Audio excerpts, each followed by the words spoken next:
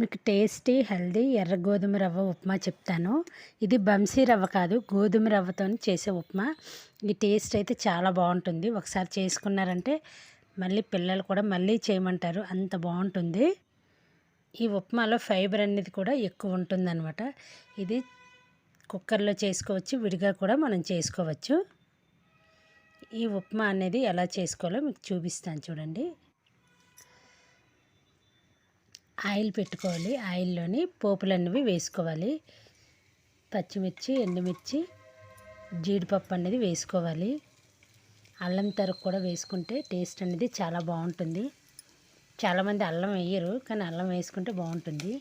కరివేపాకు, ఉల్లి తరుగు వేసి ఇవన్నీ కొంచెం ఎర్రగా వేగనివ్వాలి.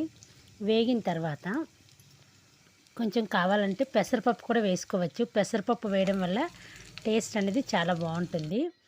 అందులోనే మన దగ్గర ఉన్న కూరగాయ ముక్కలు ఏవైనా వేసుకోవచ్చు. నేను బంగాళదుంప, క్యారెట్, బీన్స్ అనేది వేసాను. ఇవన్నీ చిన్న మంట మీద ఉడకనివ్వాలి. ఉడికిన తర్వాత టమాటా కూడా వేసి అందులో కొంచెం సాల్ట్ అనేది వేసుకోవాలి. వేసి ఇవన్నీ బాగా మగ్గనివ్వాలి. మగ్గిన తర్వాత గ్లాస్కి 3 గ్లాసులు వాటర్ అనేది వేసి మనం ఉప్పు అనేది సరి చూసుకోవాలి. కుక్కర్లో అయితే 2 విజిల్లకి సరిపోద్ది. 2.5 గ్లాసులు వేస్తే సరిపోద్ది అనమాట. ఇవి ఉడికిన తర్వాత మొక్క ఉడికిన తర్వాత నూక అనేది వేసుకోవాలి.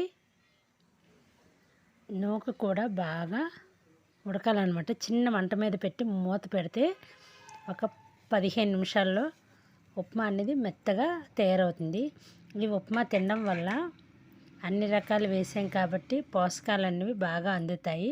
రుచికి రుచి కూడా ఉంటుంది. లాస్ట్లో నెయ్యి వేసుకొని తింటే ఇంకా బాగుంటుంది. మీకు కావాలంటే మసాలా పొడి కూడా జల్లుకోవచ్చు.